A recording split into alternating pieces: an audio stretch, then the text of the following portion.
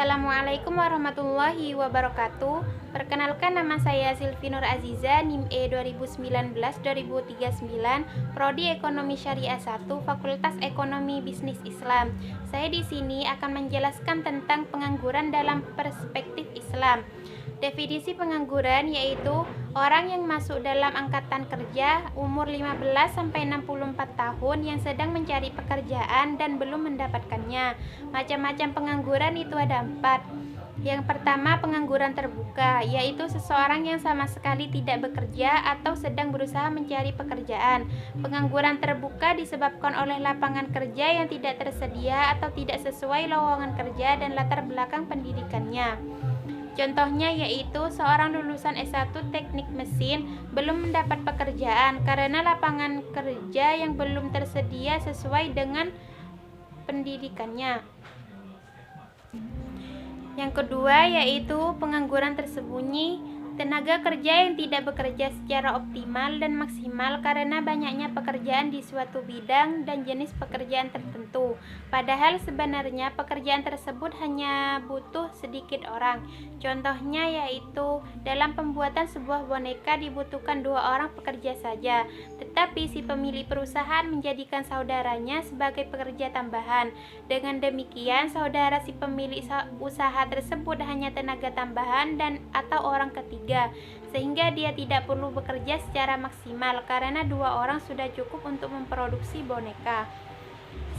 Saudara si pemilik tersebut adalah pengangguran tersembunyi karena pekerjaan membuat boneka sebenarnya bisa selesai dengan dilakukan oleh 2 orang saja. Selanjutnya yaitu yang ketiga, pengangguran musiman adalah pengangguran yang terjadi disebabkan karena adanya perubahan musim di suatu negara. Contohnya yaitu seorang petani banyak yang menganggur pada musim kemarau karena tidak ada air untuk mengelola sawah dan akan mengelola kembali sawah pada musim hujan. Dan contohnya lagi yaitu kuli bangunan banyak yang menganggur pada musim hujan. Banyak proyek yang tertunda ketika musim hujan dan akan dikerjakan kembali ketika musim kemarau. Selanjutnya yang keempat adalah pengangguran setengah menganggur. Para pekerja yang belum memenuhi kriteria seorang pekerja penuh. Contohnya yaitu seorang pekerja paruh waktu seperti penjaga toko baju, penjaga konter HP, dan kurir.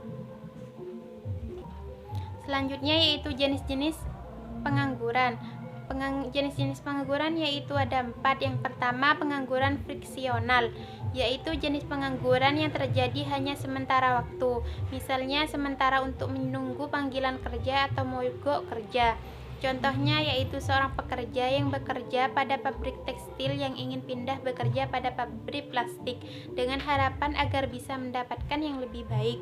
Yang kedua yaitu pengangguran siklikal, yaitu jenis pengangguran yang disebabkan oleh siklus konjungtur suatu negara yang mengalami relasi atau depresi perekonomian yang menyebabkan pemberhentian tenaga kerja akibat menurunnya permintaan barang atau jasa.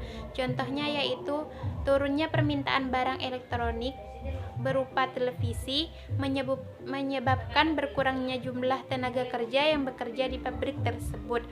Yang ketiga yaitu pengangguran struktural, yaitu pengangguran yang disebabkan oleh perubahan struktur perekonomian di suatu negara. Contohnya yaitu perubahan struktural perekonomian yang awalnya struktur pertanian menjadi struktur perindustrian. Akibat terjadinya perubahan struktur perekonomian, maka tenaga kerja dituntut untuk memiliki keahlian dalam bidang perindustrian agar mampu bekerja. Sedangkan petani tersebut tidak memiliki keahlian dalam bidang perindustrian, akhirnya menjadi pengangguran struktural. Yang keempat yaitu pengangguran teknologi, yaitu pengangguran yang disebabkan oleh adanya perkembangan teknologi yang menyebabkan tenaga kerja manusia diganti menjadi mesin, karena tenaga mesin lebih cepat, mudah, dan hemat biaya dibanding tenaga manusia. Contohnya yaitu pengelolaan sawah menggunakan traktor akan menggeser tenaga kerja manusia yang masih menggunakan bajak sawah. Dampak pengangguran. Yang pertama, menurunnya pendapatan per kapita dan pertumbuhan ekonomi. Yang kedua, meningkatkan biaya sosial. Yang ketiga, menurunkan aktivitas perekonomian. Yang keempat, menurunkan penerimaan negara. Yang kelima, menurunkan tingkat keterampilan. Yang keenam, kegiatan distribusi kurang lancar. Yang ketujuh, terjadinya kemiskinan. Yang kedelapan, kurang gizi. Yang kesembilan, tindak kriminal meningkat. Yang kesepuluh, produktivitas tenaga kerja rendah. Yang kesebelas, upah yang rendah. Penyebab pengangguran. Yang pertama yaitu tidak sebanding penawaran dengan permintaan pekerjaan. Artinya lebih banyak permintaan pekerjaan dari penawaran pekerjaan. Yang kedua, turunnya pengeluaran total dan output. Yang ketiga, perubahan teknologi. Yang keempat, waktu yang dibutuhkan untuk mencari pekerjaan.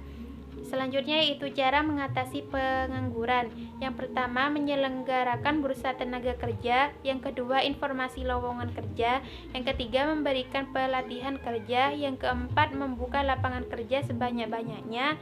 Yang kelima, meningkatkan peredaran modal usaha. Yang keenam, meningkatkan jasa kewirausahaan. Yang ketujuh, transmigrasi. Pengangguran dalam ekonomi Islam itu ada dua. Yang pertama, pengangguran jabariyah, yaitu terpaksa. Artinya, seseorang yang mengalami pengangguran dengan terpaksa menerima status pengangguran padahal bukan pilihan mereka menjadi seorang penganggur, dan biasanya terjadi karena tidak memiliki keterampilan ataupun memiliki keterampilan tetapi tidak memiliki modal yang dibutuhkan. Contohnya yaitu seorang yang memiliki keterampilan menjahit tetapi dia tidak mempunyai mesin jahit dan tidak ada modal membelinya. Yang kedua yaitu pengangguran khiyariyah, yaitu pilihan.